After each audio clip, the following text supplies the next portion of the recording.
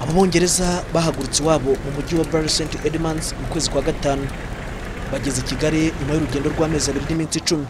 Muri icyo gihe bakoze urugendo rw'ibirometero 9600 banyura mu bihugu 14 harimo ibyo ku mugabane w'Iburayi n'umugabane wa Afurika. Julian Claxton y'imyaka 28 yavuze ko urugendo rwari rukaze ariko ngo bari biyemeje kurusohoza. Ntibyari byoroshye gukora urugendo rwa kilometero zisaga 100 ku munsi ku zuba ry'igikata. Nko muri Sudani hari izuba n'ivumbi.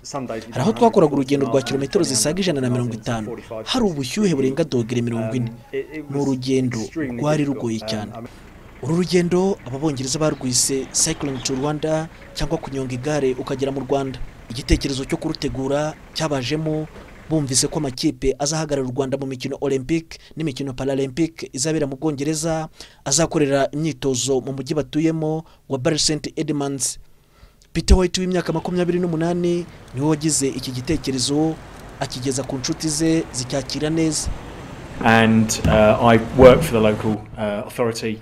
Ndi umukozi mu nzego z'ibanze za Bury St Edmunds.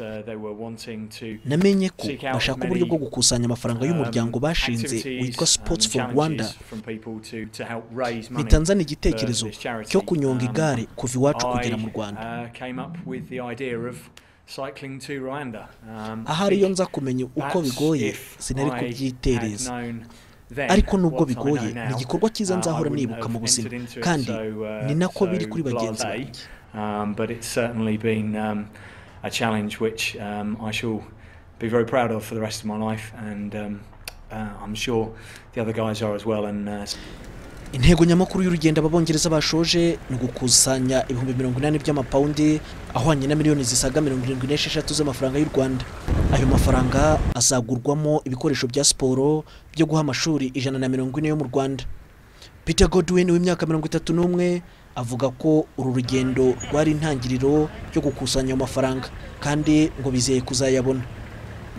Twebwe ubwacu twabashije gutanga inkunga y'10,000 by'amapaundi. Izindi nkunga ziracyaza kuko kuzikusanya bitararangira, bizakomeza n'umwaka utaha aho tuzajya dutanga ibyo bikoresho mu mashuri uko ubushobozi bubonetse. Hari inkunga tumaze gukusanya kandi twizera ko hari ikizamara. Yaba Julian Claxton cyangwa se Peter Godwin ndetse na Peter White nta numwe muri bo ukora kunyonga igare by'umwuga ngo abe yakwitabira amasiganwa azwi. Gusa bakunda kurigendaho bisanzwe mu ngendo bakora bari iwabo. Bageze Kigali bakiwe n'abayobozi muri Minisiteri y'Umuco na Siporo, abo muri Ambasade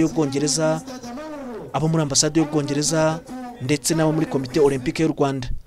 Ufite Nemaremi Maurice, Televiziyo y'u Rwanda.